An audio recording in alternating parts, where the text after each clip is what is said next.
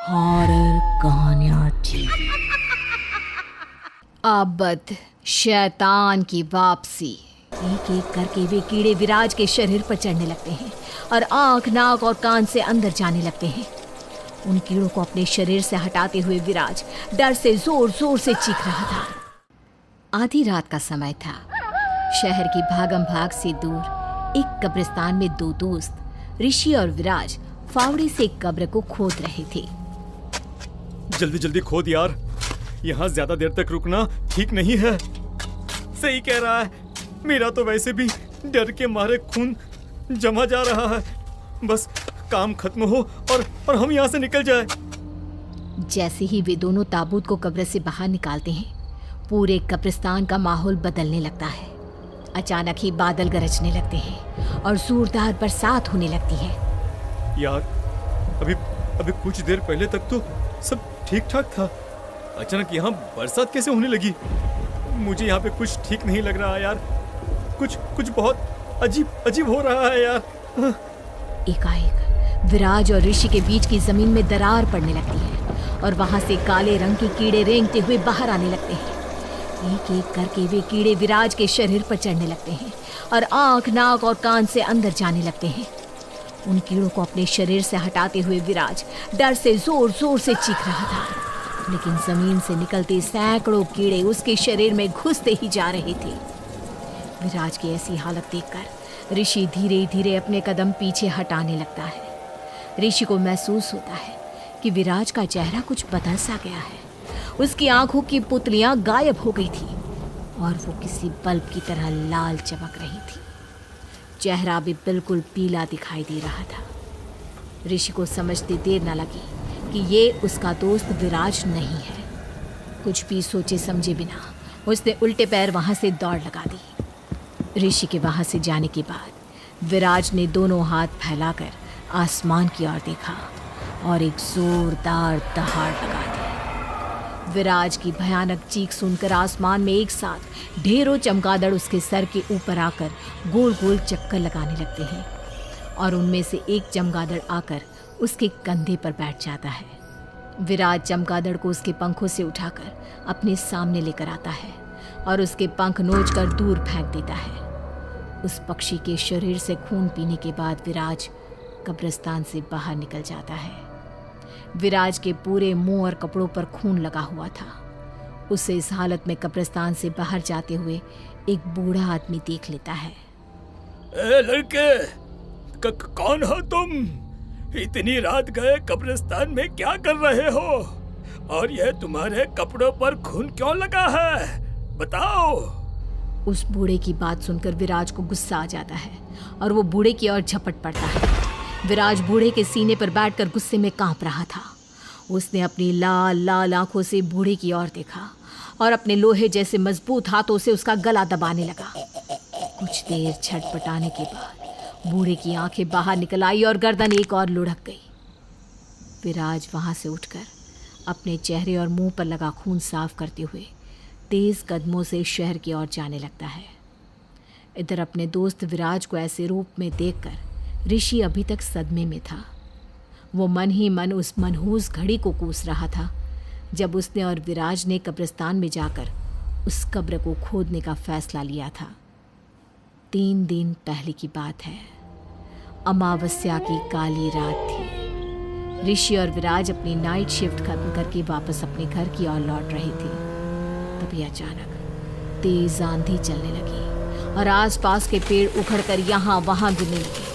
उन दोनों ने बाइक साइड में खड़ी की और मौसम के साफ होने का इंतजार करने लगे। कुछ देर बाद उन्हें महसूस हुआ कि वे जहाँ खड़े हुए हैं वो एक कब्रिस्तान है। तभी उनकी नज़र एक रहस्यमय से दिखने वाले आदमी की ओर गई। उस आदमी ने अपने पूरे माथे पर सिंदूर मल रखा था। उसके शरीर पर एक लंगोट के अतिरिक्त कोई वस्त्र नहीं था। उस आदमी को देखकर विराज और ऋषि को अजीब सा डर महसूस होने लगा।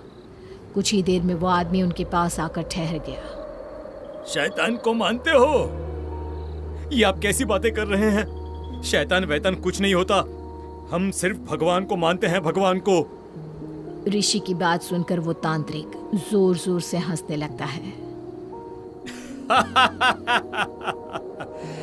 तुम मानो या ना मानो, लेकिन शैतान ने तुम्हें चुना है।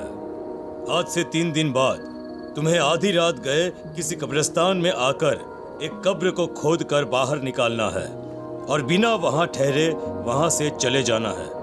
अगर तुम एक पल के लिए भी वहां ठहरे तो तुम्हारे साथ कुछ भी हो सकता है, कुछ भी। हमारा क्या दिमाग खराब है कि हम तुम्हारे कहने से यहाँ आकर आधी रात को कब्र खोदेंगे हैं? तुम शैतान की शक्तियों को हल्के में ले रहे हो। यदि शैतान ने तुम्हें चुना है, इसका मतलब तुम्हें उसका काम करना ही होगा, वरना तुम्हारे साथ जो कुछ भी होगा उसके लिए तुम स्वयं जिम्मेदार होंगे। अभी पुलिस को फोन करूंगा ना तो तुम शैतान वैतान सब भूल जाओगे। ऋषि की बात सुनकर वो तांत्रिक जोर जोर से हंसने लगता है। मेरा काम था तुम्हें समझाना। अब तुम्हारे जीवन में जो भी होगा उस अनिष्ट के तुम स्वयं जिम्मेदार होगे। कुछ देर बाद आंधी रुक जाती है। ऋषि और विराज वहां से निकल जाते हैं। कुछ दूर जाने के बाद अचानक ही एक बच्चा उनकी बाइक के सामने आ जाता है। विराज बच्चे को बचाने की कोशिश करता है और उसकी बाइक जाकर एक पेड़ से टकरा जाती है। हे भगवान, कहीं उस बच्चे को चोट तो नहीं आई? विराज ये देखकर हैरान रह जाता है कि सड़क पर कोई बच्चा था ही नहीं। किसी तरह बाइक लेकर ऋषि और विराज आगे बढ़ते हैं और अपने घर पहुंच जाते हैं। अगले दिन सुबह। ऋषि जल्दी यहाँ आओ, जल्दी। ये देखो, हमारे टॉमी को किसी ने कितनी बेदर्दी से मार डाला है। ऐसा लग रहा है किसी जानवर ने इसका पूरा शरीर नोच खाया है। ये कैसे हो सकता है यार? विराज और ऋषि टॉमी की मौत से बहुत परेशान थे। तभी ऋषि को आंगन में खून के छींटे दिखाई देते हैं। ऋषि, ये देखो, अलमारी में रखे मेरे कपड़ों पर ये खून कहाँ से आ गया? ये कैसे हो सकता है? वे दोनों बहुत घबरा गए थे, इसलिए तांत्रिक के कहे अनुसार रात के 12 बजे वे दोनों उस कब्रिस्तान में पहुंच जाते हैं और जाकर तांत्रिक की बताई हुई कब्र को खोदने लगते हैं। और उसके बाद ही विराज के शरीर पर उस आत्मा ने कब्जा कर लिया था। न जाने इस समय विराज कहाँ और किस हाल में होगा। पता नहीं वो शैतान हमसे क्या चाहता है। मुझे तो कुछ भी समझ में नहीं आ रहा है। ऋषि परेशान होकर अपने कमरे में चहलकदमी कर रहा था और उधर विराज एक पुरानी हवेली के बाहर खड़ा हुआ था। कौन हो आप? किससे मिलना है? जाने दो मुझे, जाने दो। और कल सुबह आना, इतनी रात को अंदर जाना मना है। गेट कीपर के मना करने के कारण विराज को गुस्सा आ जाता है और वो गेट कीपर की गर्दन मरोड़कर उसे मार डालता है। गेट कीपर की जान लेने के बाद वो हवेली के अंदर पहुंच जाता है और जोर जोर से दरवाज़ा खटखटाने लगता है। तभी एक औरत आकर दरवाज़ा खोल देती है। विराज उसे जोरदार धक्का मारकर घर के अंदर घुस जाता है। उस महिला की चीख सुनकर घर में और लोगों की भी नींद टूट जाती है। विराज तेज कदमों से चलता हुआ हवेली की तिजोरी तक पहुंच जाता है। कौन है तू? क्या चाहिए? यहाँ चोरी करने आया है क्या? विराज उसकी बात का जवाब दिए बगैर कमरे में रखे बक्सों को खोल खोल कर उनका सामान बाहर फेंकने लगता है। मैंने कहा रुक जाओ वरना गोली मार दूंगा। ठाकुर की बात सुनकर विराज गुस्से में ठाकुर के ऊपर एक लंबी सी छलांग लगा देता है और उसके सीने पर सवार हो जाता है। कहाँ है वो किताब? सच बताओ, कहाँ है? मुझे नहीं पता तुम किस किताब की बात कर रहे हो। छोड़ दो मुझे। एक एक करके घर के और सदस्य भी वहां जमा हो जाते हैं। तभी विराज पंखे की ओर घूर कर देखता है और उसी क्षण छत पर लगा पंखा टूटकर नीचे गिर जाता है, जिसमें दबकर ठाकुर के परिवार के 2 लोगों की मौत हो जाती है। मैंने पूछा वो किताब कहाँ पर है? मुझे नहीं पता तुम किस किताब की बात कर रहे हो। छोड़ दो मेरे परिवार को, छोड़ दो। विराज गर्दन टेढ़ी करके ठाकुर की ओर देखता है। उसके हाथ और पैर कड़ कड़ की आवाज के साथ टूटने लगते हैं। कुछ ही देर में दर्द से चीखते हुए ठाकुर की भी मौत हो जाती है। ठाकुर के पूरे परिवार को बेदर्दी से मौत की नींद सुलाने के बाद विराज अपनी मुट्ठियां कसते हुए वहां से निकल जाता है और एक आश्रम में पहुंच जाता है। आश्रम की सभी कुटिया में जाकर वो बारी बारी से वहां रखा सामान उलट पलट करके कुछ ढूंढने की कोशिश करने लगता है। कौन हो तुम? यहाँ आश्रम में क्या ढूंढ रहे हो? मेरी मेरी किताब कहाँ है? तुम्हारी यहाँ कोई किताब नहीं है। झूठ, फिर से झूठ। इतना कहकर विराज बाबा के हाथ उल्टी तरफ मरोड़कर उनकी गर्दन तोड़ देता है। विराज अपने सामने पड़ने वाले हर व्यक्ति को बेदर्दी से मारता जा रहा था और बौखलाकर यहाँ से वहां जाने का ढूंढ रहा था। इधर अपने कमरे में बेचैन होकर टहलते ऋषि का फोन अचानक घनघनाने लगता है। प्रणाम बड़े पापा। बेटा ऋषि, मेरा मन कह रहा है कि कुछ अनिष्ट होने वाला है। तुम ठीक तो हो ना? मैं ठीक हूँ बड़े पापा। लेकिन आज मेरे साथ कुछ बड़ी अनहोनी सी घटना घटी है। इसके बाद ऋषि 3 दिन पहले हुई घटना से शुरू करके आज रात को विराज के साथ हुई भयानक घटना तक की सारी कहानी उन्हें सुना देता है। बेटा, तुम्हारे सारे प्रश्नों का जवाब मेरे पास है। हम कोई साधारण लोग नहीं हैं। मेरे दादाजी नाहरगढ़ के महाराज के राज पुरोहित हुआ करते थे, पूजा पाठ करते थे। धीरे धीरे उनका झुकाव तंत्र मंत्र की तरफ भी हो गया था। उनके पास असीमित शक्तियां थी। तंत्र मंत्र या प्रेत ऐसी कोई शक्ति नहीं थी जिस पर उन्होंने विजय न हासिल की हो। उनकी सिद्धियों के पीछे एक बहुत बड़ा राज छिपा था। वे हर शक्ति को इसलिए जीत पाते थे क्योंकि उनके पास एक शैतानी किताब थी जो एक विशेष लिपि में लिखी गई थी। उस शैतानी किताब को आज तक कोई भी पूरा नहीं पढ़ सका है। कहते हैं कि वह पुस्तक इंसान की मति भ्रष्ट कर देता है। पिताजी बताते थे कि दादाजी को वह किताब खुद शैतान ने दी थी। शैतान चाहता था कि दादाजी उसी किताब के माध्यम से शैतान के शरीर को वापस जीवित कर दें। लालच में अंधे होकर दादाजी शैतान का यह काम करने को भी तैयार हो गए थे। अब वह हर रोज शमशान में जाकर तंत्र साधना करते और गांव के ही किसी बेगुनाह आदमी की बलि देकर शैतान की मूर्ति को उसके रक्त से स्नान कराते। एक दिन पिताजी ने आधी रात के समय दादाजी को शैतान के सामने किसी व्यक्ति की बलि देते हुए देख लिया और उसी दिन पिताजी ने यह निर्णय ले लिया कि वह ये खूनी खेल अब यहीं बंद कर देंगे, चाहे इसके लिए उन्हें अपने पिता की ही जान क्यों न लेनी पड़े। पिताजी ने एक बहुत बड़े सिद्ध पुरुष बाबा कौटिल्य की मदद से एक अभिमंत्रित खंजर प्राप्त किया और दादाजी के सोने के बाद वह खंजर उनके सीने में उतार दिया।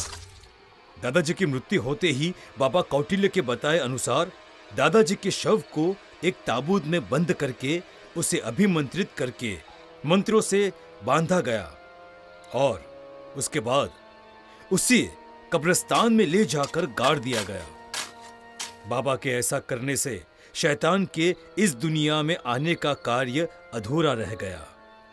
वह कब्र जो तुमने खोद कर निकाली है वह मेरे दादाजी की ही है।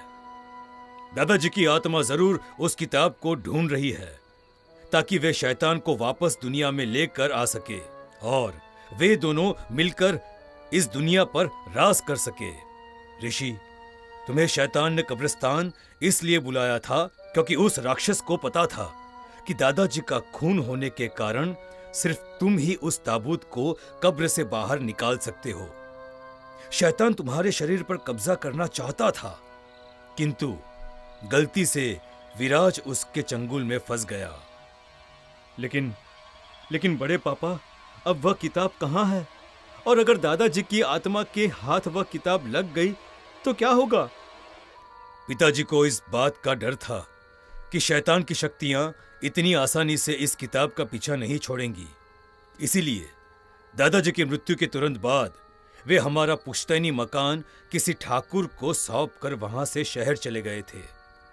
इतने वर्षों में पिताजी और हम सब इस बात को भूल चुके थे और यही समझ रहे थे कि शायद खतरा टल गया है।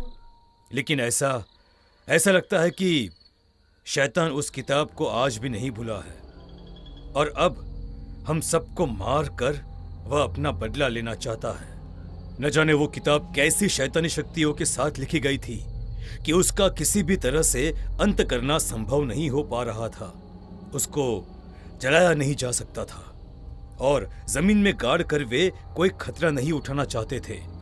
वे जानते थे कि अगर कल को वह किताब किसी और के हाथ लग गई तो फिर से वही सब दोहराया जाने लगेगा। इसीलिए उस किताब को लेकर पिताजी शहर आए और उसे सदा अपने साथ ही तिजोरी में संभाल कर रखा। बड़े पापा, मुझे बहुत डर लग रहा है। मैं भी आप सबके पास जल्दी ही घर पहुंचता हूं। ऋषि अपने घर पहुंच जाता है।